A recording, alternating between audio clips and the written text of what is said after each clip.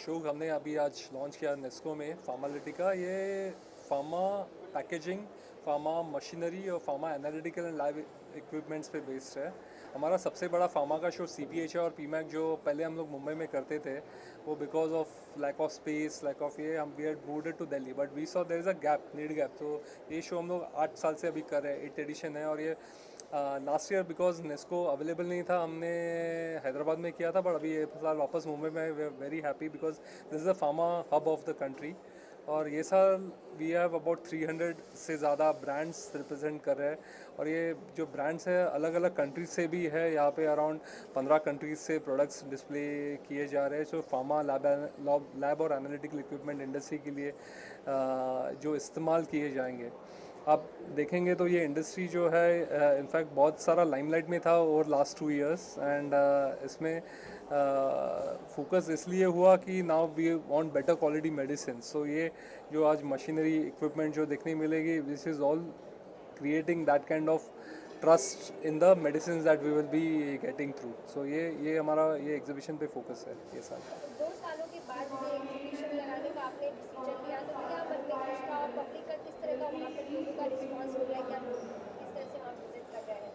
So they missed this fair because ये 8वां साल है और ये 2 साल से नहीं कर सके। और ये सेक्टर में वर्चुअल बहुत सारी इवेंट्स कर दी, लेकिन जो फेस टू फेस का जो मज़ा है और जो कनेक्शंस होते हैं, जो पर्सनलाइज मिलने में और जो लॉन्ग टर्म उसका बेनिफिट है, वो वर्चुअल से इतना नहीं उन्होंने देखना मिला। सो दे वर एक्चुअली मिसिंग दिस।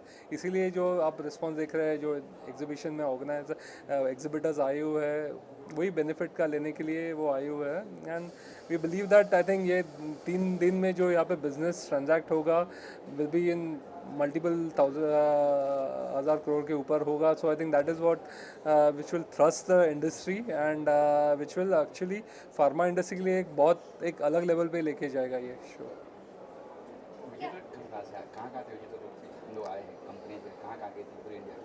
ये विजिटर्स पैन इंडिया आएंगे ये शो में। ऑफ कोर्स वेस्ट इज़ है, मुंबई, महाराष्ट्र, गुजरात, साउथ इंडिया से बहुत सारे विजिटर्स हैं। इवन नॉर्थ से भी बहुत सारी कंपनीज आई है जो अपनी इक्विपमेंट रिलेटेड जो अपनी नीड्स सेटिस्फाई करना चाहती है। तो वो आपको यहाँ पे डेफिनेटली विजिटर्स आपको मिलेंगे। आपके in fact some of the international companies है, स्पेशली बायर्स भी है जो आपके रीजन से, आसियान रीजन से, आप नेपाल से है, बांग्लादेश से है, श्रीलंका से है, वो भी आपको देखें। मिडिल ईस्ट से कुछ बायर्स आएंगे। सो दिस इंडिया एक सोर्सिंग हब हो गया है मशीनरी और लैब इक्विपमेंट के लिए। तो सर, इस एग्जीबिशन के बाद में कितना एक दूसरे से जुड़ेगा लोगों का, क्योंकि लॉकडाउन से कहीं ना कहीं कनेक्शन जो था टूट गया था।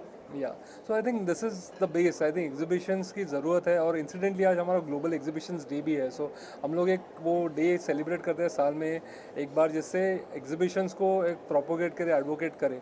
और इंसिडेंटली आज इन्फॉर्म मार्केट्स 2 एग्जीबिशंस लेके आए। ये यहाँ पे नेस्को में हमारा फार्मा इवेंट चल रहा है और वहाँ पे रिलायंस जियो सेंटर में शिपिंग इंडस्ट्री का इनमेक्स इवेंट चल रहा है। सो वी बिलीव आज हमने इवन पैंडेमिक ईयर में 13 शोज़ किए अलग अलग सेक्टर्स में, जिससे देखने मिला कि पैंडेमिक में भी बहुत सारी भीड़ आई थी। और हमारे सारे B2B शोज़ होते हैं, डिस्पाइट B2B शोज़ इतनी भीड़ आना है, there is a need for that product. और जो फेस टू फेस में आपको यहाँ पे इनोवेशंस जो फेस टू फेस देखने मिलती है, जो और यहाँ पे लोग मिलने के लिए ही आते हैं, तो उसका बेनिफिट क्यों नहीं लिया जाए।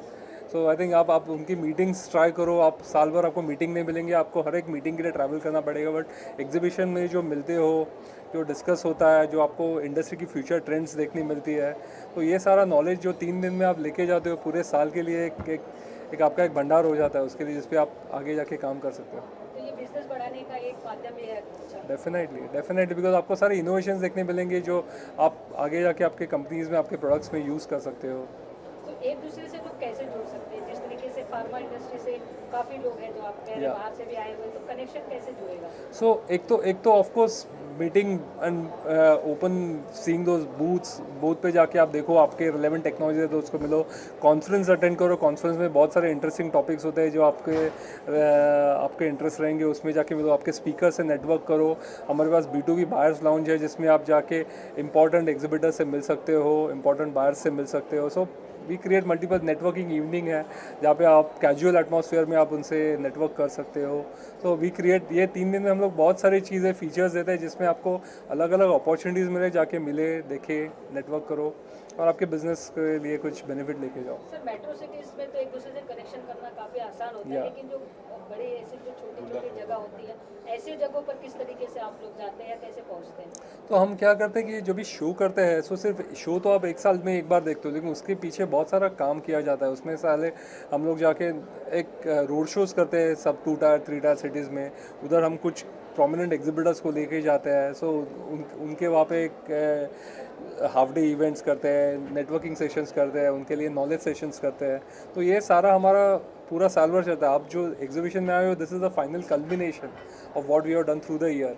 तो उसमें सारे 10-12 अलग अलग सिटीज़ में जाके प्रमोशन, ऑन ग्राउंड प्रमोशन होता है। सो उस हिसाब से हम लोग ये इवेंट को, और जब भी उधर उनको अगर कुछ इंटरेस्टिंग लगे तो definitely then they will come and travel to cities like Mumbai, Delhi, जहाँ पे हम लोग शो करें, जहाँ पे आपको एक बड़े पैमाने पे सारे एग्जिबिटर्स मिलेंगे। क्योंकि वो छोटे शहर में उतना कैपेसिटी नहीं है कि हम लोग ये एग्जीबिशन वहाँ पे कर सकें, या वेन्यूज़ नहीं है।